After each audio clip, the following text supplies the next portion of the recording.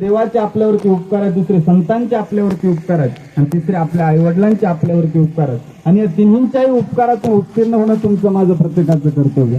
देवाचे आपल्यावरती किती उपकार आहेत साधू संत सांगतात. देवे दिला देह भजना गोमटा, देवाने देह आपल्याला भजना करता दिला, नामस्मरणा करता दिला, परंतु त्याचं रूपांतर साधू संत सांगतात तो या झाला फाटा बाधिकेचा. देवाने हे शरीर आपल्याला भजना करता दिलं, नवे नवे तर भगवंताने मानवा करता अनेक गोष्टी तयार केलेल्या आहेत. भगवंताने माणसाकरता काय काय तयार केलेलं आहे सुभाषितकार सांगतात. रविचंद्र घना वृक्षा नदी गायसे सज्जना, ह्याच्या काही 7 गोष्टी आहेत. सूर्यदेवाने मानवाकरता निर्माण केलेलं आहे, चंद्रदेवाने मानवाकरता निर्माण केलेलं आहे, झाड देवाने मानवाकरता निर्माण केलेली आहे, गाय देवाने माणसाकरता निर्माण केलेली आहे, नदी देवाने माणसाकरता निर्माण केलेली आहे आणि साधू संतांची जी काही निर्मिती आहे ती भगवंताने मानवाकरता केलेली आहे. कारण ते एवढ्या गोष्टी मानवाकरता आणि जी गोष्ट देवाने तयार केलेली आहे त्या गोष्टीचा आपल्याला कुठल्याच प्रकारचा काही मोबदला द्यायचा नाही. सूर्य देवाने निर्माण केला, सूर्याचा आपल्याला काय उपयोग आहे? अंधकाराकडून प्रकाशाकडे जाण्याचं कार्य सूर्य करत असतो आणि नवे नवे तर विज्ञानाने त्यावरती शोध लावून अंधाराच्या वेळेला रात्रीच्या वेळेला ज्यावेळेस सूर्यास्त होऊन जातो त्यावेळेस सुद्धा चालणारे उपकरण तयार केलेले आहेत. साधं उदाहरण जर सांगायचं झालं तर वीज बोर्डाकडून आपल्याला जी लाईट येते त्या लाईटचं आपल्याला काय द्यावं लागतं? बिल द्यावं लागत असतं. परंतु सूर्यापासून जे चालणारे उपकरण आहे त्या उपकरणांचं आपल्याला कधी बिल आलं का? देवाने तयार केलेला सूर्य आहे, त्या सूर्याचे आपल्याला इतका उपयोग आहे का 12 तास आपल्याला प्रकाशात ठेवून त्याच्यावरती चालणारे अनेक उपकरण आहेत, त्याच्याकरता आपल्याला कुठल्याच प्रकारचं काही बिल द्यायचं नाही, ते भगवंताने तयार केलेले. नदी देवाने निर्माण केलेली आहे.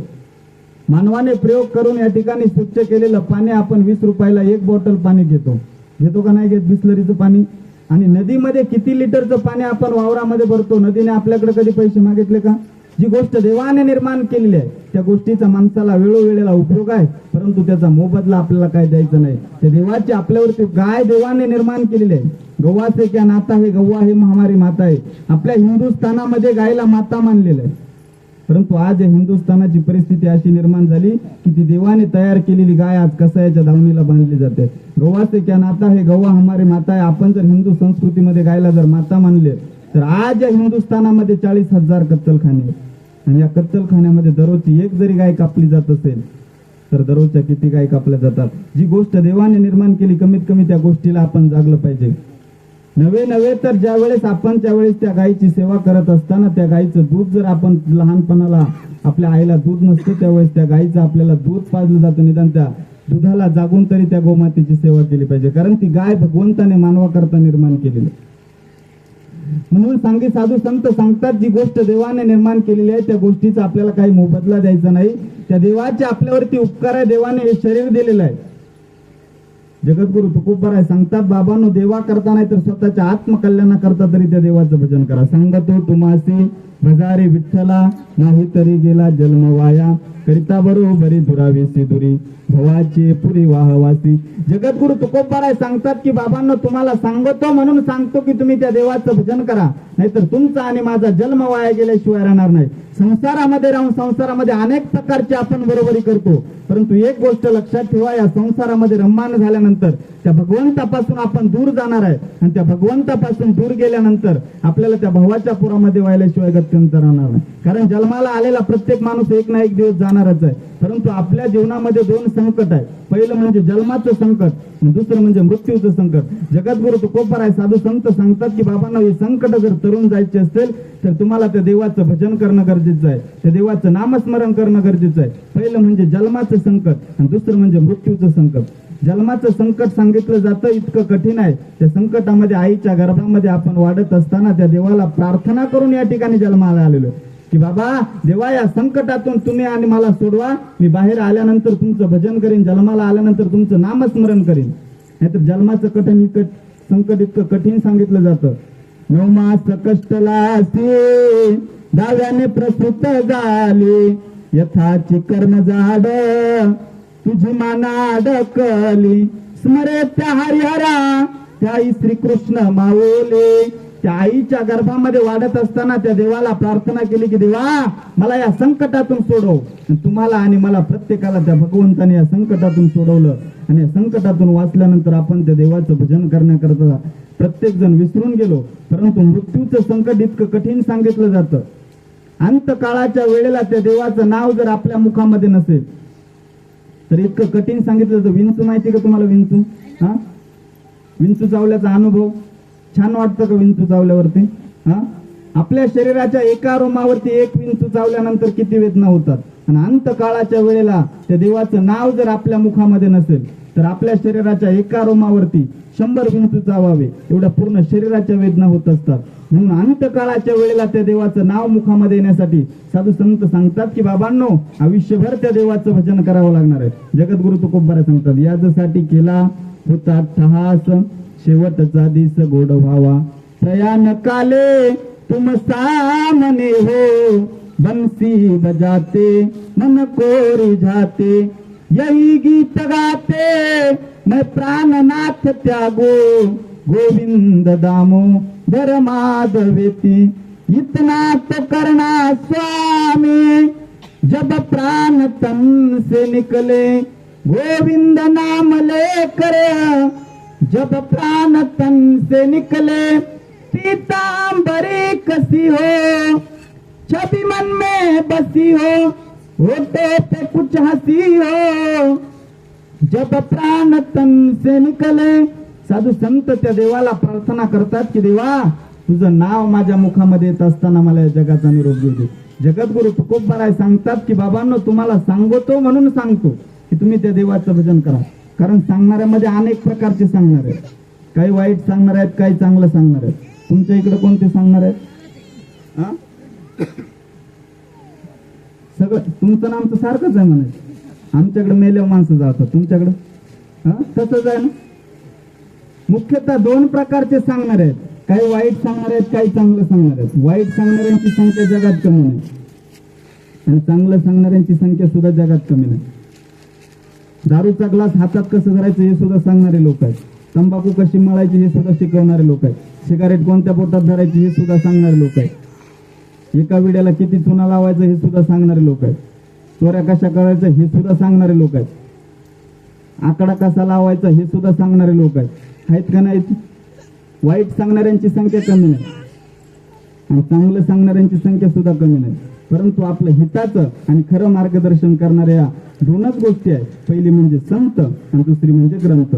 परंतु आज अशी परिस्थिती निर्माण झाली की संत आपल्याला हिताचं मार्गदर्शन करतात, परंतु या कलियुगामध्ये पोटाची भूक भागवण्याकरता अनेक लोकांनी संतांची रूपं घेऊन लोकांची फसवणूक करायला लागली. सर्वसामान्यांची फसवणूक व्हायला लागली. लोकांचा संतांवरचा विश्वास उडून गेला. लोक संतांना मानायला तयार नाही. परंतु जगद्गुरु तुकोबारायांनी सांगून ठेवलं की बाबांनो तुमचा जर संतांवरती जर विश्वास नसेल तर तुम्ही ग्रंथ पहा, पुराण पहा, त्यामध्ये तुम्हाला त्या भगवंताचा शोध सांगितलं जाईल. तुका म्हणी नाही विश्वास ज्या म्हणी पहावे पुराणी विचारोनी. पुराणामध्ये तुम्हाला त्या भगवंताचा, त्या ग्रंथामध्ये तुम्हाला त्या भगवंताचा शोध सांगितला जाईल. का तर त्या देवाचे आपल्यावरती उपकार आहेत आणि त्या देवाच्या उपकारातून उत्तीर्ण होण्याकरता नाही तर स्वतःच्या आत्मकल्याणाकरता तरी त्या देवाचं भजन करा. कारण जन्माला आलेला प्रत्येक माणूस जाणारच आहे. उपजे ते नासे नासेले ते पुनरपे दिसे हे घटिका यंत्र जैसे परिभ्रमेगा. जो जन्माला आलेला आहे तो एक ना एक दिवस जाणारच आहे. जो खातेवरती आला तो एक ना एक दिवस ताटेवरती जाणारच आहे. ज्याचं बारसं गाजलेलं आहे त्याचा दशक्रिया होणारच आहे. या सृष्टीचा नियम आहे. आणि माणसाला माणसाचा मृत्यू 6 महिने आधी कळत असतं. परंतु माणूस जीवन जगत असताना तुम्ही, आम्ही आणि मी सगळ्या गोष्टी विसरत सगळ्या गोष्टी लक्षात ठेवतात. परंतु आपण एक दिवस मरणार आहे ही गोष्ट माणूस विसरून चाललेला. जन्माला आलेला प्रत्येक माणूस एक ना एक दिवस जाणारच आहे. स्वतःचा मृत्यू माणसाला 6 महिने आधी कळत असतो. परंतु माणसाचं, तुमचं आणि माझं लक्ष त्याकडे नाही. सूर्य कोणत्या दिशेला उगवतो?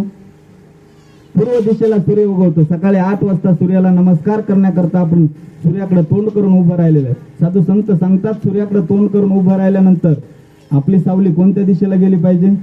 पश्चिम दिशेला गेली पाहिजे. परंतु संतांचं असं म्हणणं आहे की यदा कदाचित तीच सावली जर दक्षिण दिशेला गेली तर समजायचं 6 महिन्याच्या आतमध्ये आपला मृत्यू आहे. माणसाला 3 महिने आधी सुद्धा समजतं की 3 महिन्याच्या आतमध्ये मृत्यू आहे. नदीच्या खळखळणाऱ्या पाण्यामध्ये जायचं. दुपारचे 12 वाजलेले आहेत. त्या पाण्यामध्ये आपण गेलेलो आहे, गुडघ्यापर्यंत पाण्यामध्ये आपण उभा आहे. पाणी स्वच्छ आहे, सूर्याचा प्रकाश आपल्या डोक्यावरती पडलेला आहे, आपलं प्रतिबिंब त्या पाण्यात दिसतं. आणि दिसत असताना जर आपलं पूर्ण शरीर त्या पाण्यात दिसतंय, परंतु जर यदा कदाचित आपलं शिर, आपलं डोकं, आपलं मुंडकं जर त्या पाण्यात दिसलं नाही, हे समजायचं 6-3 महिन्याच्या आतमध्ये आपला मृत्यू आहे. माणसाला 8 दिवस आधी सुद्धा समजतं की 8 दिवसाच्या आतमध्ये आपला मृत्यू आहे. कानामध्ये बोटं घालायची, कानामध्ये बोटं घातल्यानंतर किर्र असा आवाज आपल्याला ऐकू येतो. आणि साधू संत सांगतात जर तो आवाज आपल्याला ऐकायला आला नाही की समजायचं 8 दिवसाच्या आतमध्ये आपला मृत्यू आहे.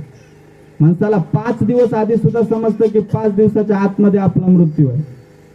डोळे झाकायचे, डोळे झाकल्यानंतर डोळ्यावरती हात ठेवायचा आणि हात ठेवल्यानंतर गोल चक्र आपल्या डोळ्यामध्ये फिरल्यासारखा आपल्याला भास होईल. आणि तो जर झाला नाही की समजायचं 5 दिवसाच्या आतमध्ये आपला मृत्यू आहे. माणसाला 3 दिवस आधी सुद्धा समजतं की 3 दिवसाच्या आतमध्ये आपला मृत्यू आहे. प्रत्येक माणसाला ज्याच्या त्याच्या डोळ्याच्या भोवया ज्याला त्याला दिसतात. आणि आपल्या डोळ्याच्या भोवया आपल्याला दिसायच्या बंद झाल्या की समजायचं 3 दिवसाच्या आतमध्ये आपला मृत्यू आहे. आणि माणसाला 1 दिवस आधी सुद्धा समजतं की उद्याच्या सकाळपर्यंत आपण या जगात शिल्लक राहणार नाही. माणसाने काही जरी नाही बघितलं तरी हा शेवटचा उपाय का होईना सकाळी उठल्या उठल्या बघायचं. प्रत्येक माणसाला ज्याच्या त्याच्या नाकाचा शेंडा ज्याला त्याला दिसतो का नाही दिसत? आता लगेच नका बघू पण दिसतो. ज्याच्या त्याच्या नाकाचा शेंडा ज्याला त्याला दिसतो. आणि आपल्या नाकाचा शेंडा आपल्याला दिसायचा बंद झाला की समजायचं उद्याचा नाश्ता करण्याकरता या जगात शिल्लक आपण शिल्लक राहणार नाही. मी माझ्या मनाचं सांगत नाही, साधू संत सांगतात, नास्तिकाचे आग्रह न दिसता डोळा त्याची दिनी म्हणा रामकृष्ण. ज्या दिवशी आपल्या नाकाचा शेंडा आपल्याला दिसायचा बंद होईल त्या दिवशी समजायचं की उद्या आपण या जगामध्ये शिल्लक राहणार नाही. म्हणून माणसाचा मृत्यू, माणसाला तुमचा आणि माझा मृत्यू आपल्याला समजत असतो, परंतु आपलं त्या गोष्टीकडे लक्ष नाही. जगद्गुरु तुकोबराय या मनाला उपदेश करत असताना सांगतात, बाबांनो आपला काळ आपल्याला नेण्यासाठी येणार आहे. आणि तो नेण्यासाठी आल्यानंतर त्या काळापासून कोणीच सोडू शकत नाही. नको नको मना गुंतो माया जाळी, काळाला जवळी ग्रासावया, काळाची एवढी पडेल बाजेवा, सोडविना तेव्हा माय बाप, सोडविना बंधू पाठीची बहीण, सेजीची कामीन दूर राहे, सोडविना राजा देशीचा चौधरी, आणि कसोयरी भली भले, तुका म्हणे तुला सोडविना कोणी, एका चक्र पाणी वाचून या, काळाची एवढी पडेल बाजेवा, सोडविना तेव्हा माय बाप. जगद्गुरु तुकोबराय सांगतात की बाबांनो तुमचा काळ तुम्हाला नेण्यासाठी येणार आहे. मी सांगितलं की जन्माला आलेला प्रत्येक माणूस मरणारच आहे. आणि ज्या दिवशी आपण जन्माला आलो त्या दिवसापासून काळ आपली वाट पाहतो. नाथ महाराज सांगतात, जन्म आले बाळ आणि वाट पाहे काळ.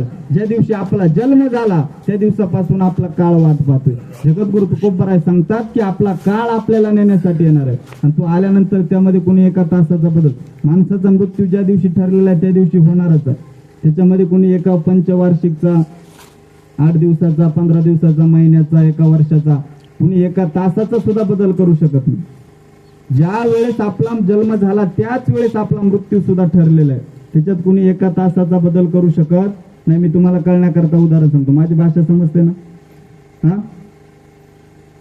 आपला जीव घेऊन जाण्यासाठी कोण येत असतं? यमाचे दूत. तसं सकाळी सकाळी 10-15 पानाची लिस्ट यमदेवाने त्या यमाच्या दूतांजवळ दिली. अशी 10-15 पानाची भली मोठी लिस्ट तयार करून दिली आणि सांगितलं, जा एवढे जीव आज आपल्या दरबारामध्ये हजर करायचे. यमाचे दूत निघाले, त्यांनी 1 नंबरचं नाव वाचलं.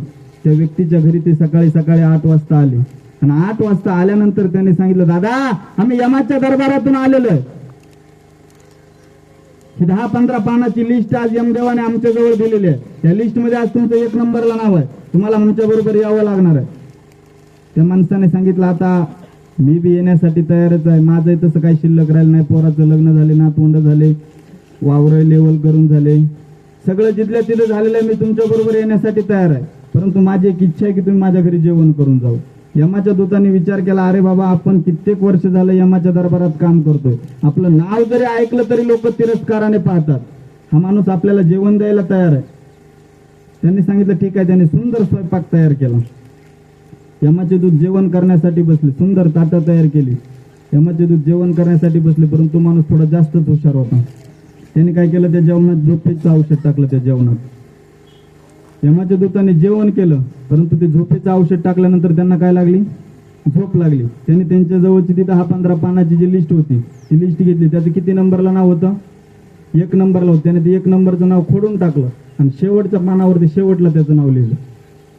1-2 तासाने यमाच्या दूतांची झोप झाली, ती औषधाची गुंगी उतरली आणि 1-2 तासानंतर उठले आणि सांगितलं, दादा आम्ही कित्येक वर्ष झाले यमाच्या दरबारात काम करतो, आम्हाला साधं पाणी सुद्धा कोणी विचारत नाही. लोक आमचं नाव ऐकलं तरी लोक तिरस्काराने पाहतात. आता तुम्हाला त्या यमाच्या दरबारात घेऊन गेल्यानंतर कोणत्या कोपऱ्यात टाकलं जाईल हे आम्हाला सुद्धा सांगता येणार नाही. एवढे जीव आम्ही यमाच्या दरबारात हजर केले, परंतु आम्हाला साधं पाणी सुद्धा कोणी विचारत नाही. परंतु तुम्ही आम्हाला जेवण दिलं, आम्ही तुमच्यावरती प्रसन्न आहे. यमदेवाने ही 10-15 पानाची लिस्ट दिली. त्या लिस्टमध्ये आज तुमचं 1 नंबरला नाव टाकलेलं आहे, परंतु आज आम्ही देवाचं सुद्धा ऐकणार नाही. आम्ही शेवटच्या पानापासून शेवटच्या नावापासून सुरुवात करणार आहे. मला सांगा, त्याला कधी जावं लागलं, त्याच वेळेला जावं लागतं. जगद्गुरु तुकोबाराय सांगतात, बाबांनो आपला काळ आपल्याला नेण्यासाठी येणार आहे आणि तो नेण्यासाठी आल्यानंतर जन्मदाते मायबाप सुद्धा त्या काळापासून सोडू शकत नाही. आपली भाऊ आहे, बहीण आहे, परंतु ते सुद्धा सोडवणार नाही. जगद्गुरु तुकोबाराय सांगतात, दादा जिच्या बरोबर आयुष्यभर संसार केलेला आहे ती पत्नी सुद्धा काळ आल्यानंतर आपल्यापासून दूर जाऊन बसलेली असणार आहे. सोडविना बंधू पाठीची बहिणा, सेजीची कामीन दूर राहे. जगद्गुरु तुकोबाराय सांगतात, अनेक नातेवाईक आहेत, अनेक सोयरेदारी आहे, गावचा पाटील आहे, परंतु ते सुद्धा सोडवणार नाही. सोडविना राजा देशीचा चौधरी आणि सोयरी भली भली. अनेक नातेवाईक आहेत, ते सुद्धा सोडवणार नाही, गावचा पाटील सोडवणार नाही. मग काही साधकांनी जगद्गुरु तुकोबारायांना प्रश्न केला, महाराज आम्हाला जन्मदाते मायबाप सोडवणार नाही, भाऊ सोडवणार नाही, बहीण सोडवणार नाही, पत्नी सोडवणार नाही, नातेवाईक सोडवणार नाही, मग त्या काळापासून सोडवणारा कोणीतरी असेल ना. जगद्गुरु तुकोबाराय सांगतात, त्याच्यापासून सोडवणारा सुद्धा आहे, परंतु त्याचं भजन करावं लागणार आहे. तुका म्हणे तुला सोडविना कोणी, एका चक्र पाणी वाचून या. त्या भगवंताशिवाय आपल्याला त्या काळापासून कोणी सोडवणार नाही, परंतु त्याचं आपल्याला भजन करावं लागणार आहे. कारण प्रत्येक गोष्ट त्या भगवंताच्या सत्तेशिवाय होऊ शकत नाही. माऊली सांगतात, म्या बोलविला वेद बोले, म्या चालविला सूर्य चाले, म्या हलविला प्राण हाले, जो जगाचे चालिता. माऊली सांगतात, म्या बोलविला वेद बोले, म्या चालविला सूर्य चाले, म्या हलविला प्राण हाले, जो जगाचे चालिता. वृक्षाची पाने हलेजाची सत्ता, राहिली अहंता मग कोठे. वृक्षाचं पान सुद्धा त्या भगवंताच्या सत्तेशिवाय हलू शकत नाही. त्या देवाने तुम्हाला आणि मला जन्माला घातलं. जगद्गुरु तुकोबाराय साधू संत सांगतात की बाबांनो, स्वतःच्या आत्मकल्याणाकरता तरी त्या देवाचं भजन करा. लोकांच्या घरी जाऊन सांगितलं साधू संतांनी की बाबांनो, त्या देवाचं भजन करा, नाहीतर तुमचा आणि माझा जन्म वाया जाणार आहे. कारण या कलियुगाची परिस्थिती अशी निर्माण झाली की लोक देवाचं भजन करायला तयार नाही. लोकांच्या घरी जाऊन सांगितलं, देव घ्या कोणी, देव घ्या कोणी, देव घ्या कोणी, देव घ्या कोणी, आई ताला घर पुसोनी, देव घ्या कोणी, देव घ्या कोणी, देव घ्या कोणी, देव घ्या कोणी. लोकांच्या घरी जाऊन सांगितलं की बाबांनो, त्या देवाचं भजन करा, त्या देवाचं नामस्मरण करा, तरी सुद्धा लोक करत नाही. लोकांच्या पाया पडून सांगितलं, लागून या पाया विनवितो तुम्हाला, करी टाळी बोला मुखी नाम, विठ्ठल विठ्ठल म्हणा वेळोवेळा, हा सुख सोहळा स्वर्गी नाही. लोकांच्या पाया पडून सांगितलं की बाबांनो, तुमच्या पाया पडतो, परंतु त्या देवाचं भजन करा, त्या देवाचं नामस्मरण करा. कारण स्वर्गामध्ये गेला तर तुम्हाला त्या देवाचं भजन करता येणार नाही. कारण स्वर्गीचे अमर इच्छिता ती देवा, मृत्यू लोकी व्हावा जलमामा. स्वर्गातले देवच या मृत्यू लोकामध्ये येण्याची अपेक्षा करतात. तर बाबांनो, तुम्हाला आणि मला या मृत्यू लोकामध्ये जन्म मिळालेला आहे, या मृत्यू लोकामध्ये आपण जीवन जगतोय. त्या देवाचं भजन करा, त्या देवाचं नामस्मरण करा.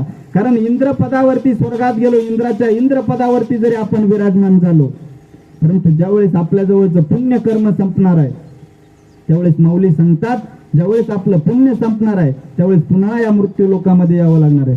जव पुण्याची पावती सरे, तव इंद्रपदाची ओटी उतरे, ते येऊ लागती माघारे मृत्यू लोका.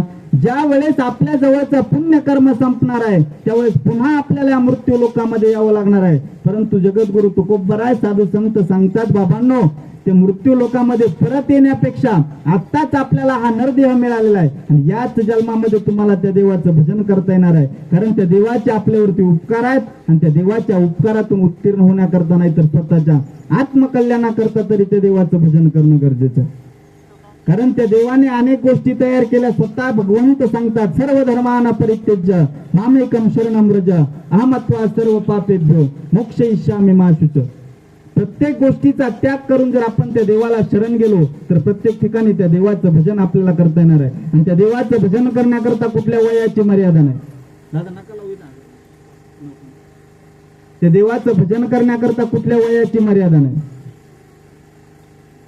साधू संत सांगतात, यारे यारे लहान थोर याती भलती नारी नर करावा विचार न लगे चिंता कवनासी. लहान या, थोर या, मोठे या, वृद्ध या, तरुण या, कुणी पण त्या देवाचं भजन करा. परंतु आज परिस्थिती अशी निर्माण झाली की देवाचं भजन करण्याकरता कोणाकडे वेळ शिल्लक नाही. एखाद्या लहानच्या मुलाला जर म्हटलं, बाळा चल आपण मंदिरात जाऊन हरिपाठ करू, त्याची आई म्हणते, महाराज माझ्या पोराचं काय वय आहे का हो भजन करण्याचं. परंतु एका भावगीतामध्ये सुंदर सांगितलेलं आहे, बालपणी खेळी रमलो, बालपणी खेळी रमलो, तारुण्य नासले, वृद्धपणी देवाता, वृद्धपणी देवाता, दिसे पैल तीर, चंद्रभागे पांडुरंग, चंद्रभागे पांडुरंग, मन करा थोर, मन करा थोर, कैवल्याच्या चांदण्याला भुकेला चकोर, कैवल्याच्या चांदण्याला भुकेला चकोर. बालपणामध्ये आपण खेळण्या बागडण्याच्या वयामध्ये त्या देवाचं भजन केलं नाही. तरुणपणामध्ये माणूस अहंकारामध्ये डुबून जातो, देवाचं भजन करत नाही. आणि म्हातारपणाला वाटतं की त्या तीर्थयात्रेला जावं, त्या देवापर्यंत पोचावं, पंढरपूरला पायी वारेमध्ये जावं, आळंदीला जावं, परंतु शरीर साथ देत नाही. साधू संत सांगतात, अवस्था अशी निर्माण होती की त्या साधू संतांना प्रार्थना करायची वेळ येते. मज नाही हात पाय, डोळा पडली झापड, कर्ण ही बधीर झाले, वाचा बोले बोबड, नाक मुख गळू लागले, लाल आणि शेंबूड, श्वाना परी गती झाली, अवघी करती हाड हाड, तुम्ही संत माय बाप एवढा उपकार करा, नेम तीर्थवरे दाखवा दिनाचा सोयरा. ज्या कुत्र्यासारखी गती माणसाची निर्माण होते, परंतु माणूस देवाचं भजन करण्याकरता तेव्हा सावध होतो. परंतु ज्या स्थितीमध्ये आता आपण जीवन जगतोय त्या स्थितीमध्ये सावध होऊन त्या देवाचं भजन केलं पाहिजे. नाहीतर 100 वर्षाचं आयुष्य संत रामदास स्वामी सांगतात की बोलता बोलता 100 वर्षाचं आयुष्य असं निघून चाललंय, माणसाला कळत नाही. 100 वर्षाचं आयुष्य सांगता सांगता माणूस म्हणतो अजून आपण लहान आहे, अजून आता आपल्याला कमवायचंय. म्हातारपणामध्ये आपण त्या देवाचं भजन करू. आपलं ज्या वेळेस आता काय देवाचं भजन करण्याचं वय आहे का. परंतु संत रामदास स्वामी सांगतात, बाबांनो तुमचं 100 वर्षाचं आयुष्य असं बोलता बोलता निघून चाललेलं आहे, ते तुम्हाला सुद्धा कळत नाही आणि मला सुद्धा कळत नाही. 100 वर्षाची गणना करत असताना संत रामदास स्वामी सांगतात, जर 10 वर्षामध्ये माणसाचे बदल जीवनामध्ये घडत असतात. 10 वर्ष बालपण, 20 वर्ष तारुण्य, अंगी भरला मदन, मग तो कैसा सावधान, सावध सावधान, वाचे वदा नारायण. 10 वर्ष बालपणात जातात, 20 वर्ष तारुण्यात जातात, 30 वर्ष पूर्ण होती, दारापुत्र मागे फिरती, प्रपंच लागे पाठी, मग तो कैसा परमार्थी, सावध सावधान, वाचे वदा नारायण. 30 वर्षामध्ये माणसाचं लग्न होतं, प्रपंचामध्ये माणूस गुरुपटून जातो, देवाचं भजन करण्याकरता माणसाकडे वेळ शिल्लक नाही. 40 वर्ष झाली, डोळा 40 ही आली, डोळ्यात भुरळ पडली, कैसी दूरानी जवळी, सावध सावधान, वाचे वदा नारायण. 50 वर्ष होती, हलती दातांच्या पंक्ती, श्याम केस शुभ्र होती, त्या सीमा तारा म्हणती, सावध सावधान, वाचे वदा नारायण साठीची बुद्धी नाथी मग हाता येईल काठी यस यस लागे पाठी त्याची हसती कारती सावध सावधान वाचे वदा नारायण सत्तराची झाली रचना बसल्याने उठवेना उठल्याने चालवेना मग तो झाला दैन्यवाना सावध सावधान वाचे वदा नारायण 420 मिळून 80 मग तो झाला अपयशी पाण्या विना मछली जैसी जीव झाला कासावीसी सावध सावधान वाचे वदा नारायण वर्ष झाले 90 संत रामदास स्वामी सांगतात असं आयुष्य माणसाचं निघून चाललं माणसाला कळत नाही माणसाच्या जीवनामध्ये बदल होतात माणूस 90 वर्षाचा झाला आजाराने त्रस्त झाला एका खाटेवरती पडलेला आहे संपूर्ण आयुष्यभर या संसार केला या संसारामध्ये रममान झाला 90 वर्षाचे झाल्यानंतर एका खाटेवरती पडलेला आहे खाटेवरती पडल्यानंतर अनेक नातेवाईक येतात भेटतात बाबाजवळ जातात परंतु बाबाच्या तोंडातून एक शब्द निघत नाही फक्त बाबा माणसाकडे फक्त पाहुण्यांकडे फक्त बोलता येत नाही हलता येत नाही डुलता येत नाही आणि तेच पाहुणे जातात आणि घरामध्ये जाऊन परिस्थिती विचारतात कस काय बाबांची परिस्थिती त्यावेळेस घरचे म्हणतात आता देवाने बाबांना काय करावं हा कोण म्हणतं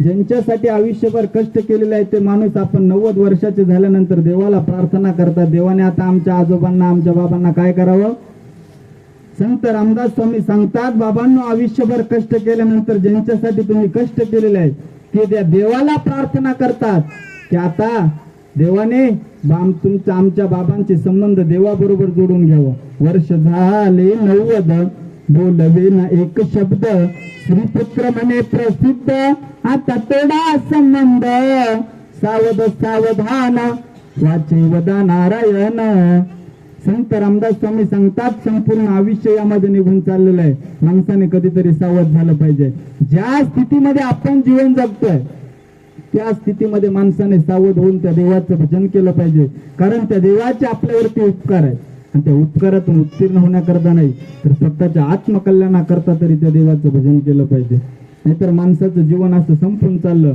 त्या देवाच्या उपकारातून नाही तर कुणाच्याच उपकारातून माणूस उत्तीर्ण व्हायला तयार नाही कारण त्या देवाचे आपल्यावरती उपकार आहेत त्या संतांचे आपल्यावरती उपकार आहेत मगाशी सांगितलं देवाचे आपल्यावरती उपकार आहेत संतांचे आपल्यावरती उपकार आहेत कारण देवाने हा शरीराचा गोळा देवाने संपूर्ण सृष्टी निर्माण केली तुम्हाला आणि मला जन्माला घातलं परंतु आपल्यावरती संस्कार टाकण्याचं कार्य संतांनी केलेलं आहे गोस्वामी तुलसीदासजी रामायणामध्ये सांगतात एखादी लोखंडाची तलवार आहे त्या तलवारीला जर परिसाचा जर स्पर्श झाला तर तिचं काय तयार होतं सोनं तयार होतं परंतु सोन्याची जरी तलवार झाली तर तिचा धार जात नाही आकार जात नाही मारण्याचा स्वभाव जात नाही मला सांगा लोखंडाची तलवार वार करते आणि सोन्याची काय प्रेमाने गळ्यावरून फिरते का सोन्याची सुद्धा तलवारच आहे ती सुद्धा वारच करणार आहे परंतु गोस्वामी तुलसीदासजी सांगतात तीच तलवार जर एखाद्या सद्गुरूरूपी सोनाराच्या हातामध्ये गेली तर तिचा धारही जाणार आहे आकारही जाणार आहे आणि मारण्याचा स्वभाव सुद्धा जाणार आहे सुंदर चौपाई सांगितलेले परी सके परसन से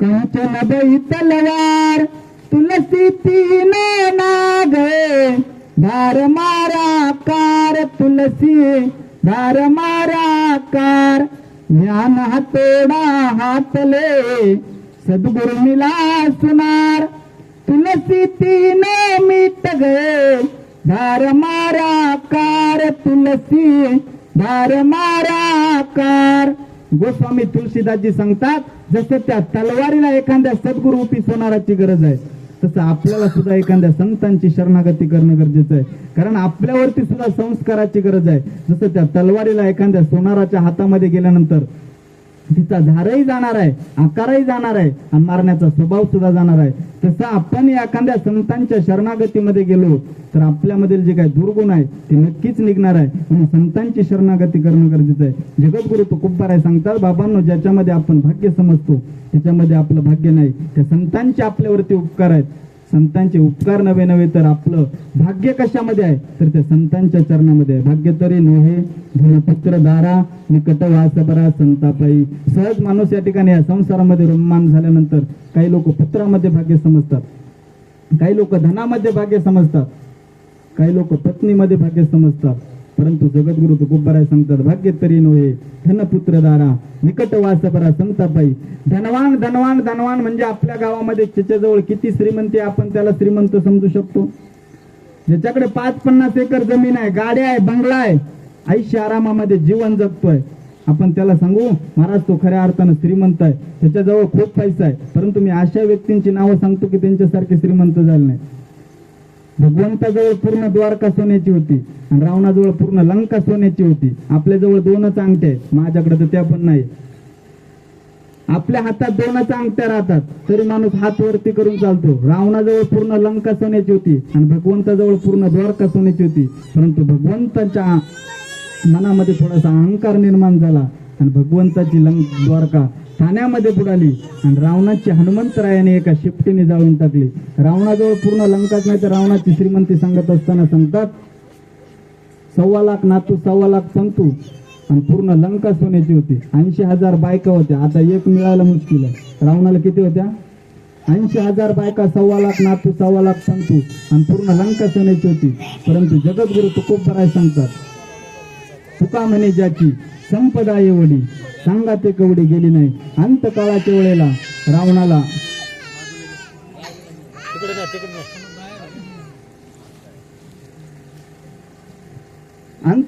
वेळेला रावणाला गुंजभर सुद्धा सोनं त्याच्या बरोबर नेता आलं नाही. म्हणजे धनामध्ये आपलं भाग्य नाही, पुत्रामध्ये भाग्य नाही. एखाद्या व्यक्तीला जर विचारलं दादा तुम्ही भाग्यवान कधी होणार आहे, त्यावेळेस तो सांगतो महाराज मला एक मुलगा झाल्यानंतर मी भाग्यवान होणार आहे.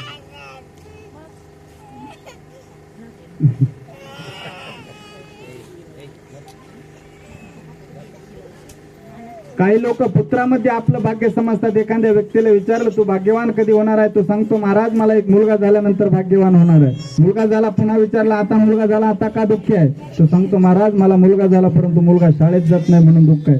मुलगा शाळेत जायला लागला, पुन्हा विचारला आता मुलगा शाळेत जातो आता का दुःखी आहे, तो सांगतो महाराज मुलाची 10वी सुटत नाही म्हणून दुःख आहे.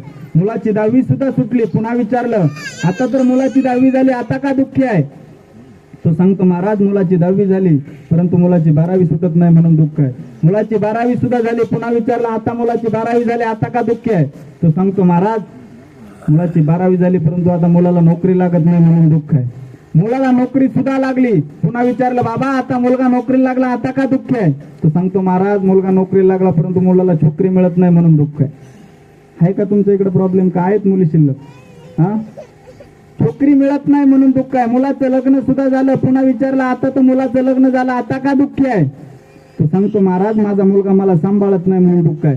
म्हणजे मुलगा जन्माला येण्याच्या आधी त्याच्यामध्ये आपलं भाग्य समजलं होतं, म्हातारा होऊन गेला परंतु त्या पुत्रामध्ये त्याला त्याचं भाग्य सापडलं नाही. जगद्गुरु तुकोबाराय सांगतात भाग्य तरी नव्हे धनपुत्र दारा निकट वास बरा संतापाई. त्या संतांच्या शरणागतीमध्ये खऱ्या अर्थानं भाग्य आहे. कारण संत तुमच्या आणि माझ्या जड जीवाचा उद्धार करण्याकरता संत या ठिकाणी येत असतात. अवतार या त्याच्याकरता घेत असतात. अवतार तुम्हा धराया कारण उद्धराया जन जड जीवा. आपल्यासारख्या जड जीवांचा उद्धार करण्याकरता संत या ठिकाणी अवतीर्ण होत असतात. म्हणून त्या संतांचे आपल्यावरती उपकार आहेत आणि त्यांच्या उपकारातून उत्तीर्ण होणं तुमचं माझं प्रत्येकाचं कर्तव्य आहे. आणि आपल्या आईवडिलांचे आपल्यावरती उपकार आहेत आणि त्यांच्या उपकारातून उत्तीर्ण होणं तुमचं माझं प्रत्येकाचं कर्तव्य आहे. कारण देवाच्या उपकारातून आपण उत्तीर्ण होऊ शकतो, संतांच्या उपकारातून आपण उत्तीर्ण होण्याचा प्रयत्न करू शकतो, परंतु आईच्या आणि वडिलांच्या उपकारातून तुम्ही आणि मी उत्तीर्ण होऊ शकत नाही. म्हणून जोपर्यंत ते जिवंत आहेत तोपर्यंत त्यांची सेवा करणं गरजेचं आहे. आणि गेल्यानंतर ब्राह्मण साक्षीच्या साहाय्याने पिंडदानात्मक विधी करून त्यांच्या ऋणातून मुक्त होण्याचा एक मार्ग आहे. कारण आई वडील आपल्यावरती जे काही उपकार करतात त्या उपकाराला जगामध्ये तोड नाही. आई म्हणजे काय आहे? आई मायेचा सागर, चैतन्याचं जागर, मायेचं जागर असते. आई भाजीतलं मीठ, पहिलं विद्यापीठ, हक्काचं व्यासपीठ असते. आई पावसाच्या धारा, थंडगार वारा, मायेचा उभारा असते. आई ही आईच असते, नसते सांभाळणारी बाई. असल्यावर कळत नाही आणि नसल्यावर मिळत नाही. आकाशाचा कागद केला, पर्वताची लेखणी केली, समुद्राची शाही केली आणि साक्षात सरस्वती माता जरी आईचे उपकार लिहायला बसली तरी आईचे उपकार लिहिता येणार नाही. कारण स्वामी तिन्ही जगाचा, आई विना भिकारी. म्हणून त्या आईची सेवा करा. आई म्हणजे काय असते? आई माझी मायेचा सागर, दिला तिने जीवनाला आकार. तडपत्या उन्हात अन रखरखत्या रानात, राहिली समाजासाठी कष्टाच्या घामात, कधी मिळेल मुठभर घास, कधी घडे तिला उपवास, ओल्या मातीतून चालताना तुडविले काट्याचे फास, आई माझी मायेचा सागर, दिला तिने जीवनाला आकार. म्हणून त्या आईची सेवा करा. आईचे आपल्यावरती किती उपकार आहेत. बाबा लहानचं मोठं होत असताना माणूस सहज बोलता बोलता म्हणतो, आई तुला अक्कल नाही, आई तुला काही समजत नाही. परंतु दादा, ज्यावेळेस आपण लहान होतो, लहान असताना आईने आपल्याला आंघोळ घातली, आंघोळ घातल्यानंतर आपण झोपेतून उठल्यानंतर आपल्याला गन पावडर करत असताना आई आपल्या डोळ्यामध्ये काजळ घालते. आपल्या आईला जर अक्कल नसती तर लहान असतानाच आपला डोळं आपलं बुबुळ बाहेर काढून घेतलं नसतं का? हा, सहज माणूस बोलता बोलता म्हणतो की आपल्या आईला अक्कल नाही आहे, आई तुला अक्कल नाही. परंतु त्या आईची अक्कल काढण्यामध्ये बघा आपल्याला किती अक्कल आहे त्याचा आपण विचार केला पाहिजे. कारण त्या आईचे आपल्यावरती उपकार आहेत.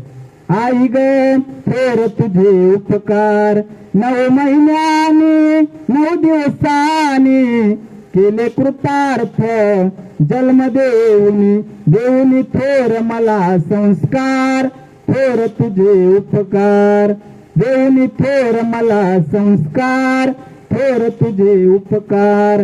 त्या आईच्या उपकारातून उत्तीर्ण होण्याकरता दादा, जोपर्यंत ती आई जिवंत आहे ना तोपर्यंत त्या आईची सेवा करणं गरजेचं आहे. कारण डोंगराआड गेलेला सूर्य आपल्याला पुन्हा पुन्हा दिसतो, डोंगराआड गेलेला सूर्य आपल्याला पुन्हा पुन्हा दिसतो, परंतु मातीआड गेलेली आई आणि मातीआड गेलेला बाप आपल्याला परत कधीच दिसत नाही. म्हणून जोपर्यंत ते जिवंत आहे तोपर्यंत त्या आईची सेवा करणं. गेल्यानंतर मानवी जीवन जगत असताना प्रत्येक माणसाने एकच मनामध्ये निश्चय केला पाहिजे की आपण जोपर्यंत जिवंत आहे तोपर्यंत तरी आपल्या आई वडिलांच्या मनामध्ये कधी आपल्या विषय असा विचार आला नाही पाहिजे की दादा मी तुझ्यासाठी जीवन जाळले रे बाळा, तुम्ही नाही पाणी पाजिले, मेल्यावरती रडतो कशाला, उगीच तान नको देऊ घशाला, उगीच तान नको देऊ घशाला, नको देखावा दाऊ जगाला,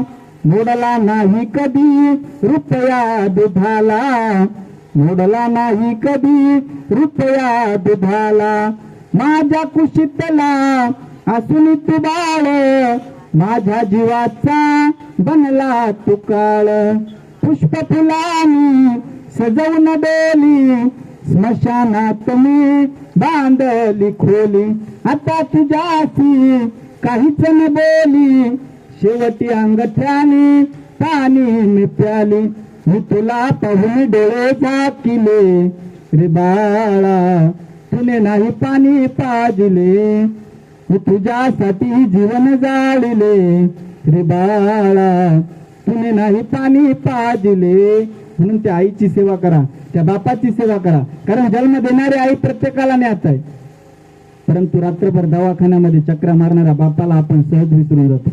आई आपल्याला चहा देते म्हणून आई आठवते, परंतु उधार साखर आणणाऱ्या बापाला आपण सहज विसरून जातो.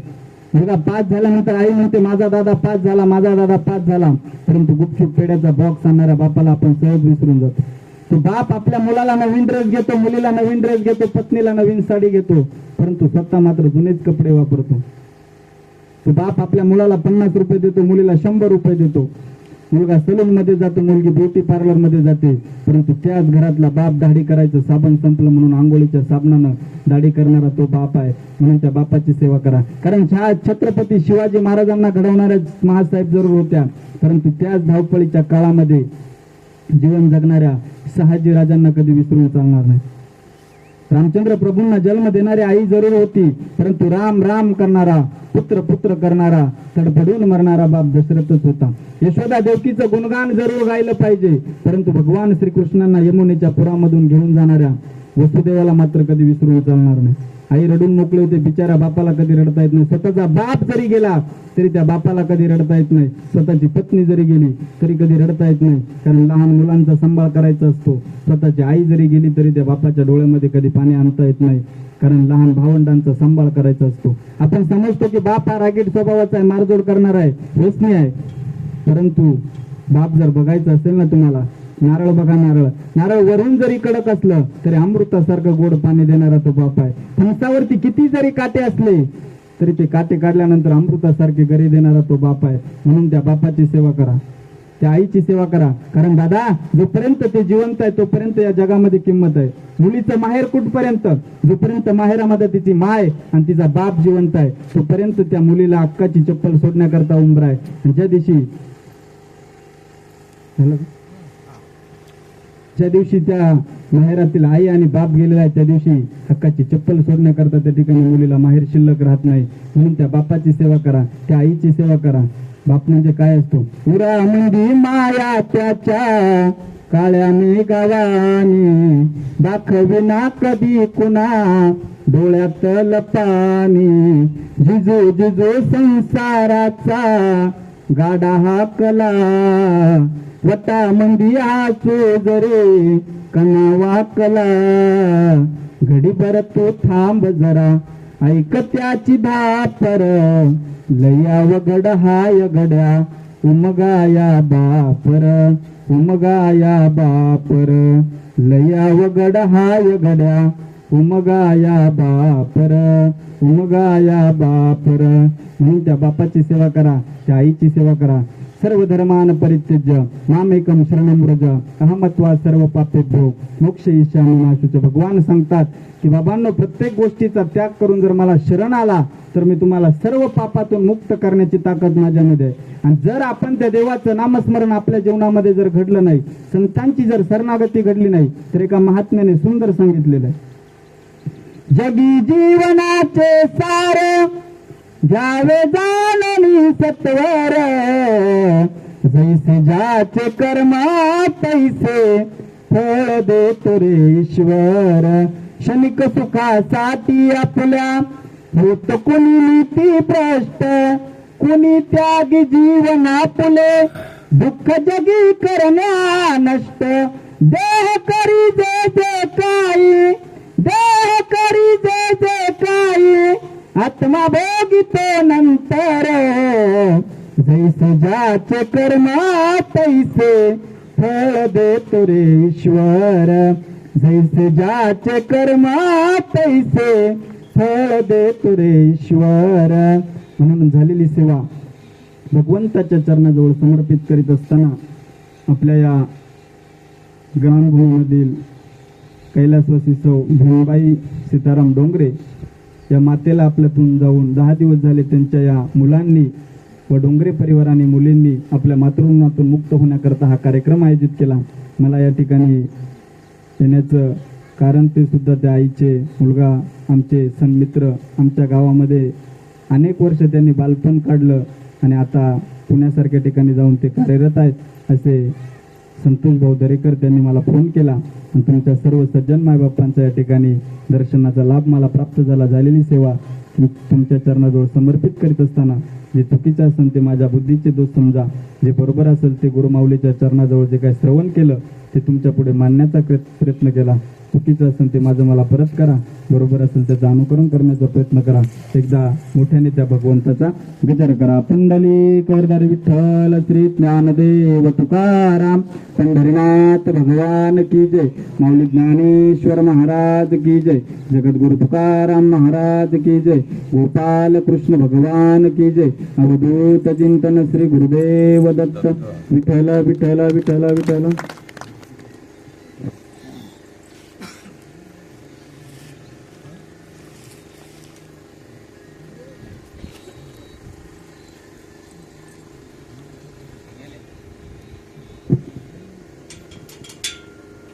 गेल्या 19 तारखेला कैलासवासी भीमबाई सीताराम डोंगरे यांचं दुःखद असं निधन झालं. अतिशय कष्टाळू कुटुंब, मेंढपाळ व्यवसाय करत त्यांनी आपल्या कुटुंबाची जबाबदारी सांभाळली. त्यांच्या पश्चात 2 मुले कैलास डोंगरे आणि खंडू डोंगरे यांचाही व्यवसाय मेंढपाळाचा होता. अतिशय कष्टाळू असं हे कुटुंब आणि थोडं अवेळी जाणं झालं मातेचं. कारण पॅरालिसिस हा प्रकार सांगून येत नाही आणि मानेचा पॅरालिसिस असल्यामुळे अन्न गिळायला त्रास होत होता. असो, कुटुंबाने त्यांची सेवा केली. त्यांच्या जाण्याने जे दुःख झाले डोंगरे परिवार त्या दुःखातून सावरण्याची शक्ती देऊ. तसेच आज या ठिकाणी त्या निमित्ताने हरिभक्त परायण सिद्धेश महाराज गायकवाड यांनी जे प्रवचन केले, जे चिंतन केले, त्यांचे आपल्या सर्वांच्या वतीनं आभार मानतो. आज या ठिकाणी त्यांच्या दुःखात सहभागी होण्यासाठी बरेचसे आप्तेष्ट नातेवाईक आले आहेत, मान्यवर आहेत. प्रातिनिधिक स्वरूपात काही मान्यवरांच्या श्रद्धांजली होतील. मी पहिल्यांदा करतो वासंती येथून आलेले जयेंद्र शेठ वाबळे यांना. त्यांनी 2 शब्द बोलायचे.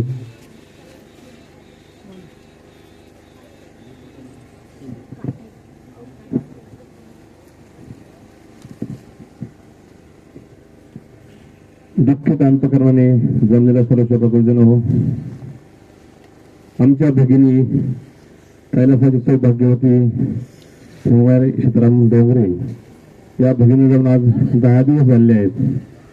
त्यांच्या या दसकरवाडीच्या निमित्ताने जमले सर्व नातेवाईक, आप्तेष्ट, चिंतक, सर्व काही पाहुणे, त्याप्रमाणे सर्व डोंगरे परिवार आणि आजच्या दसकरवाडीच्या निमित्ताने आजच्या प्रवचन सेवा हरिभक्ती परायण सिद्धेश महाराज गायकवाड अकलापूर यांनी अतिशय वेगवेगळी उदाहरण देऊन सुसरावी या ठिकाणी प्रवचन सेवा सांगितलेली आहे. सर्व उपासनाच्या वतीने, त्याप्रमाणे आमच्या वाबळे परिवाराच्या वतीने महाराजांचे आभार मानतो, त्यांना धन्यवाद देतो. आमच्या भगिनीचं जाण्याचं वेळ नव्हतं, परंतु आले देवाच्या मनात तिथे कोणाचं काय चाले ना, या उक्तीप्रमाणे या भगिनीला जावं लागलं. असं या भगिनीच्या जाण्यानं डोंगरे परिवाराला आणि सर्व नातेवाईकांना दुःख झालेलं आहे. त्या दुःखातून सावरण शक्ती बुद्धी परमेश्वर त्यांना द्यावी अशी पंढरीच्या पांडुरंगाची प्रार्थना करतो. आणि वाशिंदा ग्रामपंचायतच्या वतीने, तसेच जोगेश्वरी पक्षांच्या परिवाराच्या वतीने आणि सर्व नातेवाईकांच्या वतीने या भगिनीला भावपूर्ण श्रद्धांजली आदरांजली अर्पण करतो. थांबतो. रामकृष्ण हरी. यानंतर जांबुगावचे तंटमुक्ती अध्यक्ष संजय शेठ पारधी.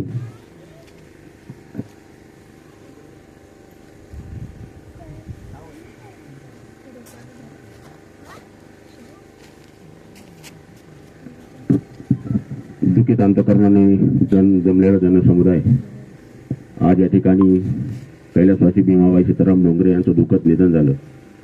त्यांच्या जाण्यानं साहजिकच या डोंगरे परिवार अगदी दुःखाचा डोंगर कोसळला. अगदी कष्टाळू मनमिळावू व्यक्तिमत्व भीमाबाई डोंगरे आणि डोंगरे परिवार हा एक संयमी परिवार. साधारण 1 महिन्यापूर्वी त्यांना एक पॅरालिसिसचा झटका आला.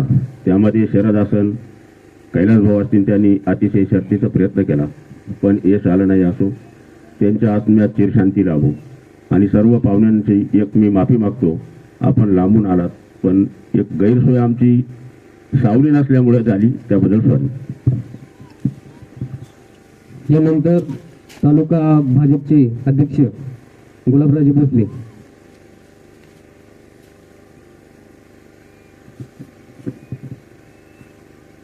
हरिभक्त परायण आदरणीय गायकवाड महाराजांच्या अमृतवाणी पूर्ण झालेली प्रवचन रूपी सेवा गेल्या 10 दिवसापूर्वी कैलासवासी भीमाजी यांचं दुःखद असं निधन झालं आणि त्यांच्या दसक्रिया विधीच्या निमित्तानं आपण सर्वजण त्यांना आदरांजली अर्पण करण्यासाठी या ठिकाणी उपस्थित आहात.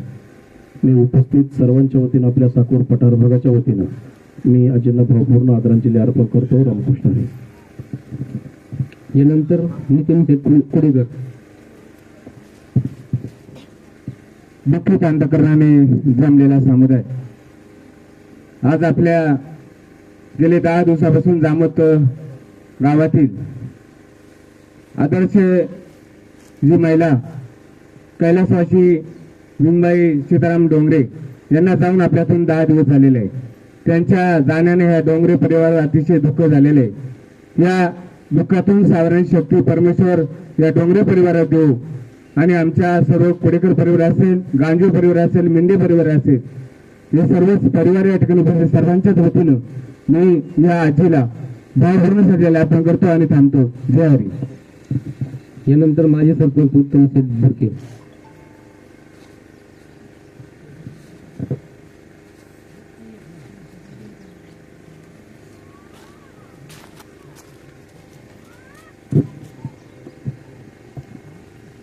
पवित्र मुळातीरावर दुःखित अंतकरणाने उपस्थित आप्तेष्ट नातेवाईक कैलासवासी भीमाबाई सीताराम डोंगरे या मातेला आपल्यातून जाऊन आज 10 दिवस झाले. त्यांच्या जाण्याने त्यांच्या मुलांवर, मुलीवर, नातवंडांवर, सणांवर जे दुःख झालं, या दुःखातून सावरण्याची शक्ती देव, गेलेल्या आत्म्यात तरी शांती लाभावं अशी ईश्वरचरणी प्रार्थना करतो. जांबत गावाच्या वतीनं भावपूर्ण श्रद्धांजली अर्पित करतो. थांबतो. रामकृष्ण.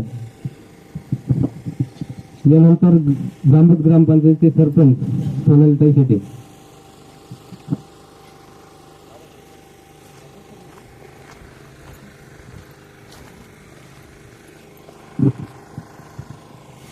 गेल्या 10 दिवसापूर्वी डोंगरे परिवारातील असणारी एक आदर्श आजी आणि एक आदर्श माता भीमा आजी यांचं आजारपणामुळे दुःखद असं निधन झालं. आणि आज त्यांच्या क्रियाविधीच्या निमित्ताने अतिशय सुंदर अशी झालेली प्रवचन सेवा हरिभक्त सिद्धेश महाराज गायकवाड यांना मी धन्यवाद देते. आणि या आजींच्या जाण्याने या डोंगरे परिवाराला झालेलं दुःख, या दुःखातून सावरण्याची शक्ती परमेश्वराने या परिवाराला द्यावी अशी मी परमेश्वरचरणी प्रार्थना करते. आणि आजींना माझ्या ग्रामपंचायतच्या वतीने तसेच माझ्या शेती परिवाराच्या वतीने भावपूर्ण अशी श्रद्धांजली अर्पण करते. रामकृष्ण हरी. यानंतर सर्व आपत्तीच्या पाहुण्यांचे आभार मानतील जांबतगावचे उपसरपंच सुभाष शेठ डोंगरे.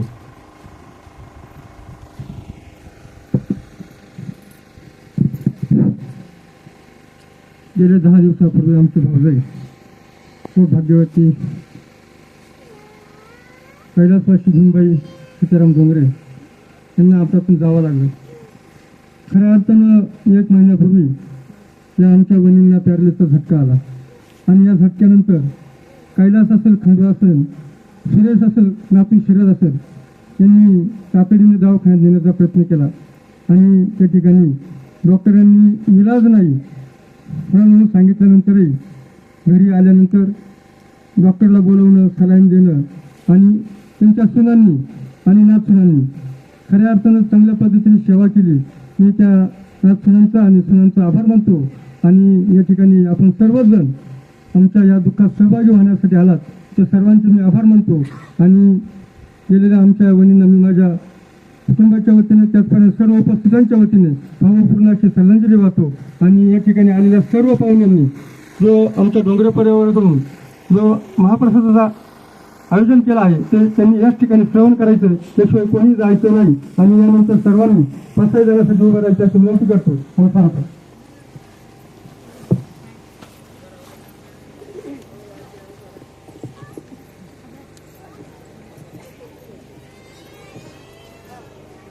आता विश्वात्मके देवे येणे वागयज्ञ तोषावे, तोषोने मज द्यावे तसाय दान हे. जे खळांची व्यनकटी सांडो तया सत्कर्मिरती वाढो. भूता परस्पडे पडो मैत्र जीवांचे, दुरितांचे तिमिर जाओ.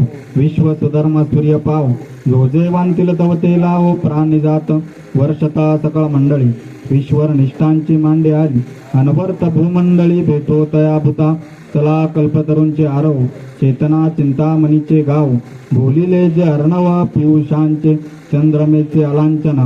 मार्तंड देता पहिना, हे सर्वावी सदा सज्जना. स्वेरे होतो किंबहुना सर्व सुखी, पूर्ण हो नेतिनी लोकी. भजदो आदि पुरुषे अखंडित, आणि ग्रंथ उपजीवे विशेष लोके. दृष्टादृष्ट विजय होवा विजय, हे तमने श्री विश्वेश्वरा हो. आवो ही लगा न पसाहो, येणे वरी ज्ञानदेव सुखिया झाला. येणे वरी ज्ञानदेव सुखिया झाला. येणे वरी ज्ञानदेव सुखिया झाला. हरि ओम. शांती शांती शांती.